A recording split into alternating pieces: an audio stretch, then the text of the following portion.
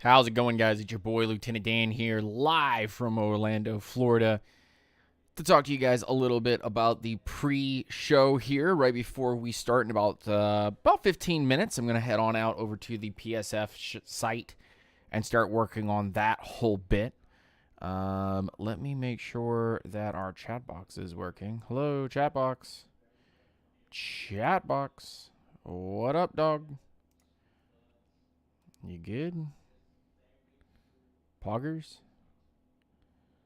Browser settings. Refresh cache of current page. Perfect. Close. That should have fixed the issue. What's going on in the locker room and Blizz? Good to see you in the chat, guys. Rise up, stay grounded.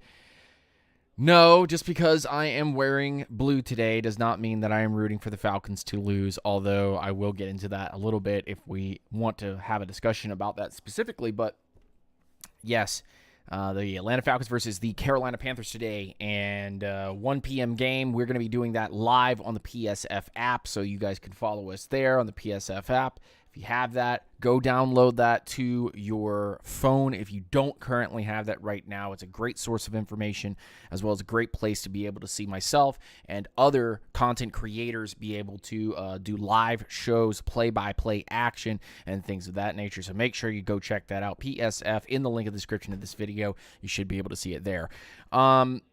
Listen, y'all. I don't know how many of you Falcons fans are currently just kind of like sliding in here and getting the notification that we're live and whatnot, but can I get a rise up from everybody in the chat? Because this is where we, this is gonna be one of them games.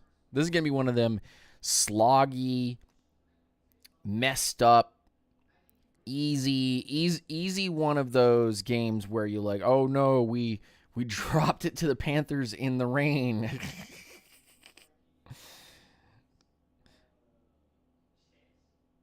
If it's not possible, the weather has gotten so much worse in the last hour.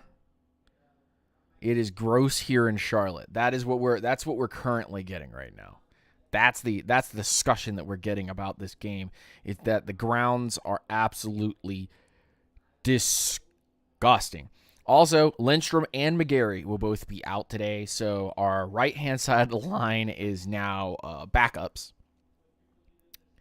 And our left-hand side of the line is not necessarily super healthy either. But now that's got an aging Jake Matthews, a Matthew Bergeron, who's probably one of our best offensive linemen outside of Lindstrom, who's not going to be available today. But Bergeron, and then you've got Dahlman in the middle, from what I understand.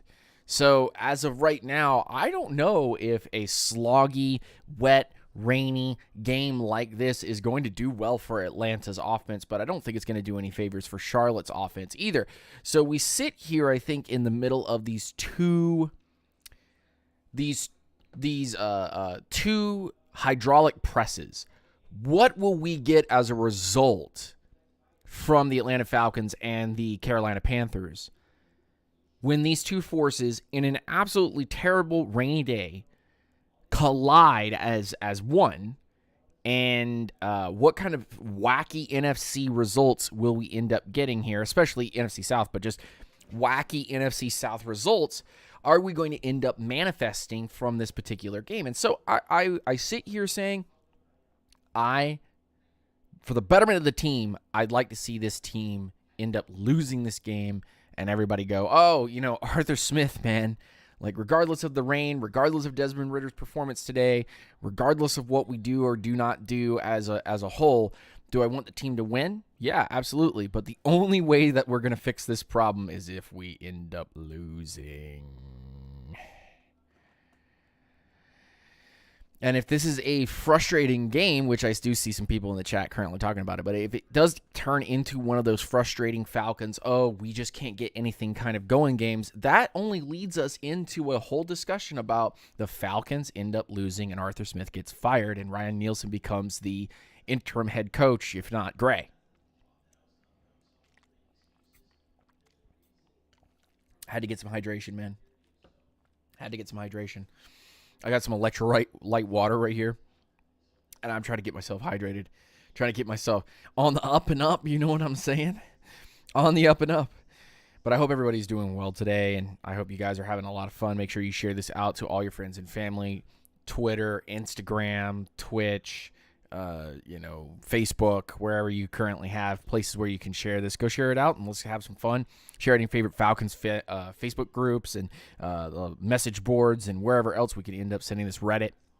If you have a second and you like the content that we're doing, please send this out to all your friends and family and all those peeps so that you can come in and have a discussion today, because we're going to have this discussion. Can the Atlanta Falcons on a sloggy, muddy, wet, frustrating kind of day where the passing offense is just not going to be there? Mac Hollins is out. Caleb McGarry is out. Chris Lindstrom is out. You just don't. Fitzpatrick is out. We just don't have Onyemata out. Grady Jarrett out for Street out. Like we don't have a lot of defensive tackles. We just don't have anything left there on the defensive line. So it's very hard for me to believe. Not hard to imagine, hard to me to truly inside my chest believe that I can put any money betting on the Atlanta Falcons to win.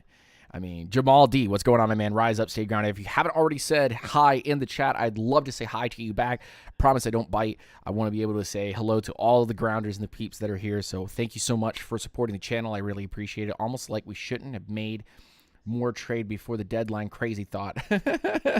Not much, man. I hope you're doing well, brother. I hope you're doing well. Again, if you haven't already said hi in the chat, please make sure you do. I would love to say hi back. Man, we've got a... I want to explain this in a way that everybody in here can understand. What we got here is failure to communicate. This situation for Desmond Ridder would be different if there were obviously different circumstances, but you guys in the chat tell me if I'm wrong for thinking this particular way.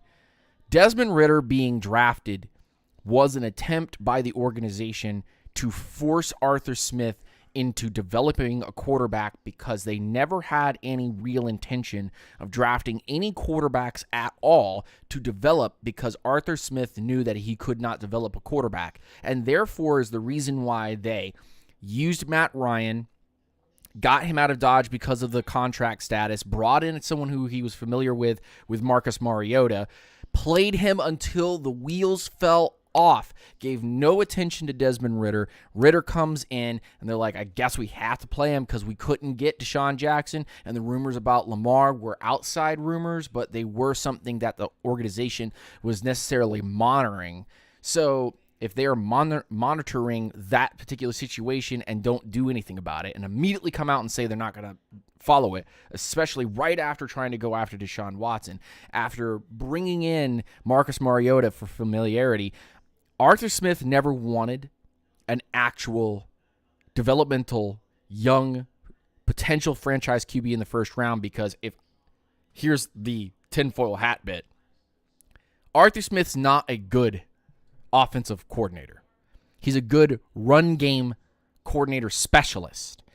He's very good at inserting a particular run style into things, and it works. That's the truth.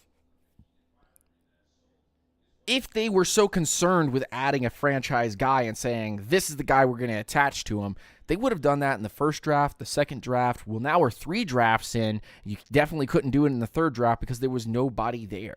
And you were going to get Bijan no matter what, because that was your guy. You were going to grab the most talented running back you could, because you are an offensive line. Well, that's probably a lie, too. You're an offensive line guru, because your projects currently have been Jalen Mayfield, bust, Dahlman, okay, and Hennessy, bad.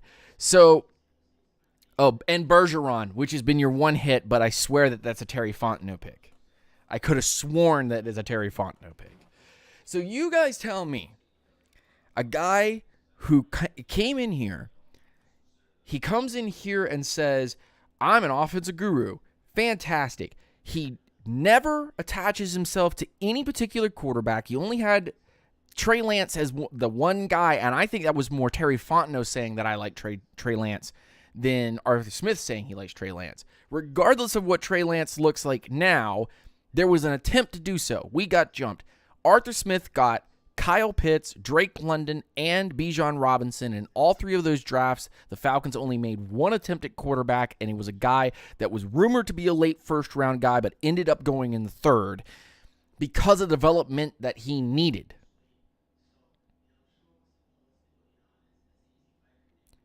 So in turn, Arthur Smith is not all that he's cracked up to be. He's nowhere near the offensive guru that we think he is. The passing has completely suffered regardless of Desmond Ritter's attempts to make it better.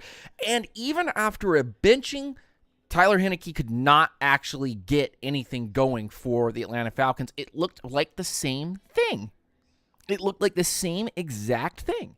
So you tell me, is Arthur Smith trying to cover up his inefficiencies, his deficiencies, with talent? Or is Arthur Smith just on a bad streak of luck? Because you have Bijan Robinson, Tyler Algier, who went for 1,000 yards last year, multiple first-round offensive linemen, not necessarily a terrible quarterback for what it's worth. Pitts, London, Mac Hollins hasn't been super healthy, but has played. You traded for a dude from the Rams. You brought in Jonnu Smith, who's a better tight end than your Kyle Pitts pick because he at least can block. And Kyle Pitts has caused multiple interceptions on not being able to block things, a.k.a. go look at the last game, by the by. And you want to tell me that Arthur Smith is the dude. The dude. So now here we are sitting here going 3 years, almost 4 years into what you consider a project, a build, and we're nowhere near where this organization, quote unquote, by the fans should be, but from an actual just let's sit down and let's look at what this team is worth and what they've done right and what they've done wrong. Looking just from an analytical, logistical standpoint, this doesn't work. This does not work. It's not going to work. You built all this talent around, and you've created a place where a guy like Ryan Tannehill or Kirk Cousins can come in here and be your saving grace in 2024 with injuries and whatnot, because if they're just competent, then they can make it work. Well, competency for Kirk Cousins or Ryan Tannehill or any other quarterback would mean that your passing game is at least decent. It's not. It's not. Heineke definitely didn't make it right. Ritter didn't make it right. Mariota didn't make it right. And Matt Ryan is just Matt Ryan and threw for 3,000 yards that year. Kyle Pitts had 1,000 yards because Matt Ryan willed Kyle Pitts to 1,000 yards, not taking away from Kyle Pitts' ability to be a unicorn and all those things. But Kyle Pitts could not get a touchdown for the life of him, whether that was Matt Ryan and Arthur Smith just not being able to read and put competent passing on the field, which, by the way, there's evidence of that after 3 seasons worth of Arthur Smith passing offense has all just been absolutely terrible. Maybe that's Dave Ragone. I don't know particularly about that particular bit, because if you bring in another offensive guy as a pass game specialist and you put him into this offense, he has to conform to the style of formations that you've put together and work passing off of that. There's got to be a way to be able to open these guys up, and you see Desmond Ridder making some plays, but usually making not enough. So there's some deficiency with how the system works, how the scheme works. Something's not right here. If Matt Ryan could go for 3,000 yards, but could only get 1 touchdown to Pitts, and you ended up being a mid-grade team, maybe you can blame Matt Ryan for regression, but you can't tell me that Matt Ryan, after throwing 1,000 yards to Pitts, doesn't make you question Mariota, Ridder, Heineke, and then all the rumors about Lamar Jackson, Deshaun Watson, and now Ryan Tannehill and Kirk Cousins. There's obviously Arthur Smith wanting a veteran option that already knows what they're doing because he doesn't want to touch a rookie quarterback. And now that he's being forced to do so, we're seeing why this is not developing well, because your passing ability is really more on what your quarterback can or cannot do and how familiar he is with check downs, with getting the ball to the easy options, or making really tight window throws, because your passing game offense is garbage connected to this 1995 run game specialty. And it's and look. Doesn't matter if you clean house with all the other staff that's currently there. Terry Fontenot didn't pick Arthur Smith. Arthur Blank with Terry Fontenot picked Arthur Smith. So now, Terry Fontenot was the one who picked Dean Pease. Terry Fontenot is the one who picked Ryan Nielsen. What's happened to the offense versus what's happened to the defense? Y'all tell me in the chat right now. Who's been better? Who's been better? All the rookie talent and all of the supporting cast and pieces in first round offensive linemen and all these things with the quote-unquote best run game guy that Atlanta could get, with Bijan Robinson and Tyler Algier back there running the ball and already over 1,000 yards and all this other stuff? Or Terry Fontenot's pick with Ryan Nielsen with, yes, a lot of money put into it, but a group that is completely gutted by injuries and still able to keep a team near around 20 points. You tell me who's done the right thing so far and who's shown competence in making things work. So if you go to Arthur Blank and you go and tell him, hey, Art, listen, it's 2024. Doesn't matter if we went to the playoffs or not. I want to bring something to your attention. I built the defense, picking up free agents, picking up defensive players in the draft, scraping without a first-round pick on defense for 3+ years now. I've put this whole thing together per what Ryan Nielsen and Dean Pease were trying to build, what their vision was. Brought in Gray, who's completely stopped the bad pass defense, because it's gotten so much better. I mean, you can't tell me it hasn't gotten better. It has. And don't even just say Jesse Bates. Yes, Richie Grant's gotten better. Yes, Helms is out here making plays. Yes, D. Alford looked good. Yes, Clark Phillips looks like a legitimate starter. Yes, Okuda has had his career revived regardless of injuries.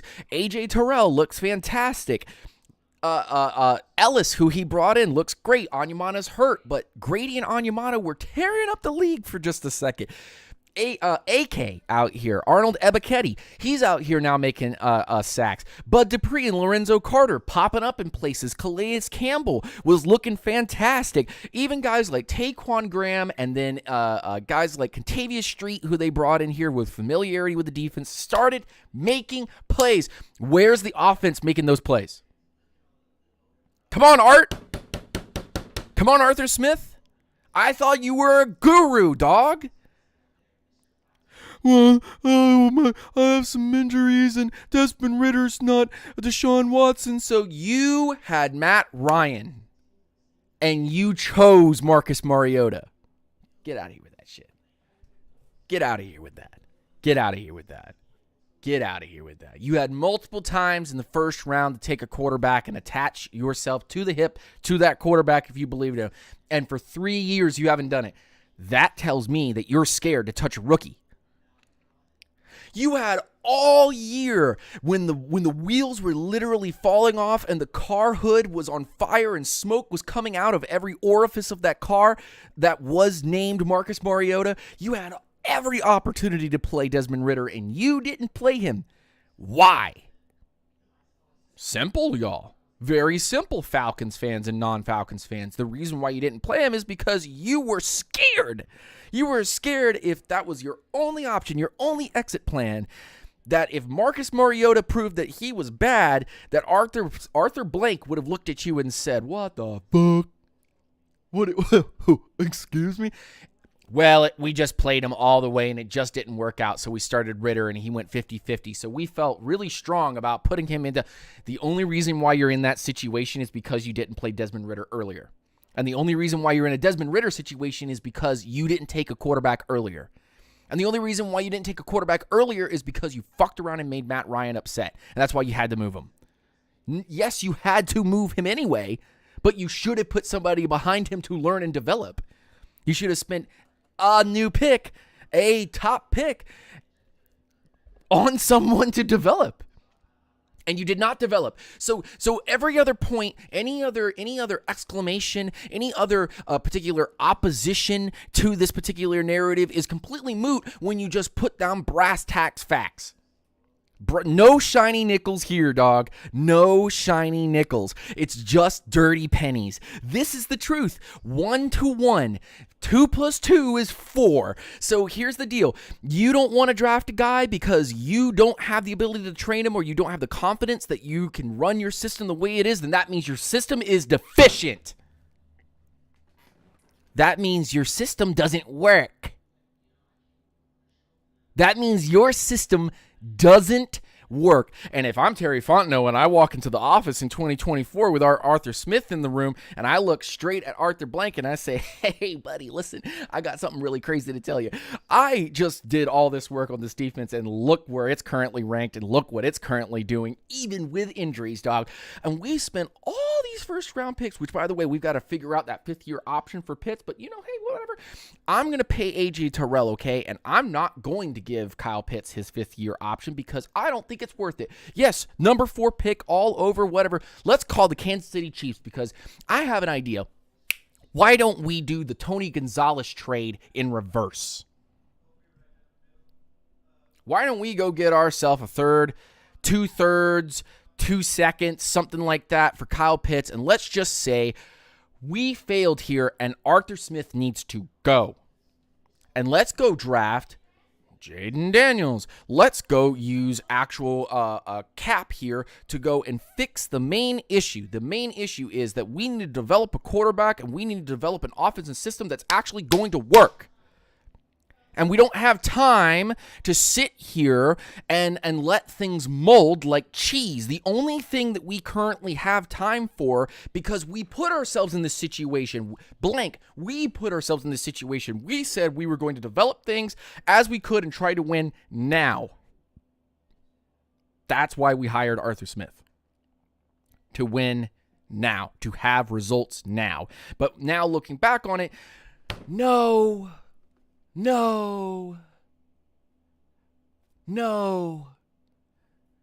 We were in developmental mode and we told the fans we weren't. Now the fans are mad. We need to come clean with the fans and say, we tried to find options to make this work now because we felt like we had a good team, that we could compete now knowing that the Saints were effed, Carolina was effed, Tampa was effed. Now we have a resurgence of Baker Mayfield, and he could potentially be their guy if they don't end up picking a quarterback. We have New Orleans potentially going to have to just gut the whole team, gut everything, and start over from scratch with a new quarterback, unless they win the division, unless Tampa wins the division. Either one of those teams could end up winning the division. Carolina is at its most weakest. So weak.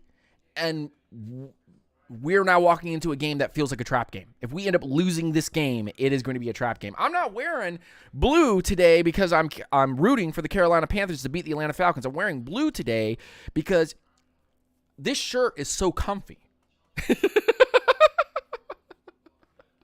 It's such a comfy shirt, and it's so cold out here in Florida. Terry Fontenot needs to pick his own head coach.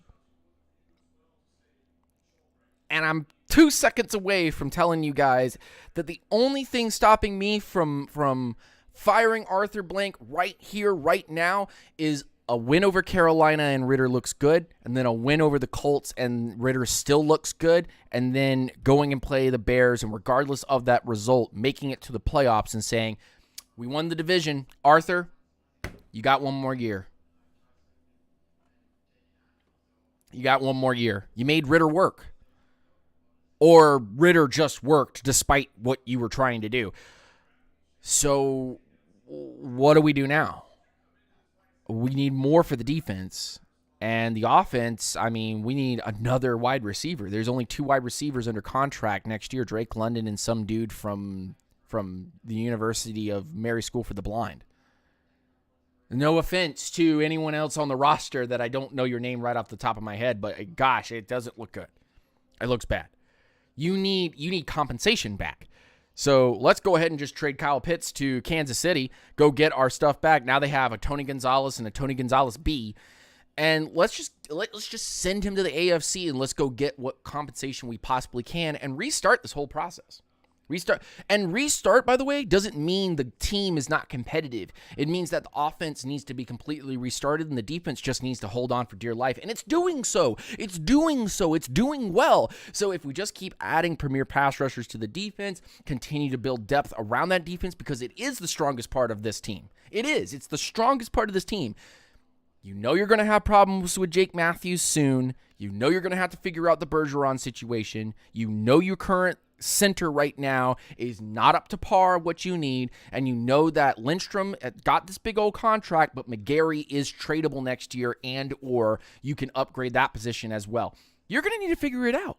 So that's at least 2 years, unless you can go to free agency and go get an offensive lineman.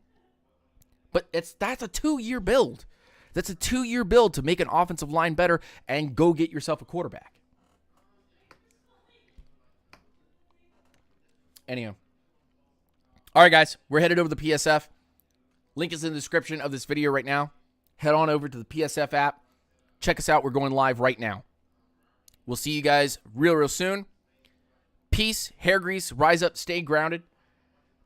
I will be on after this for the post-game show. Make sure you're here. Rise up, stay grounded, and I'll talk to you guys later.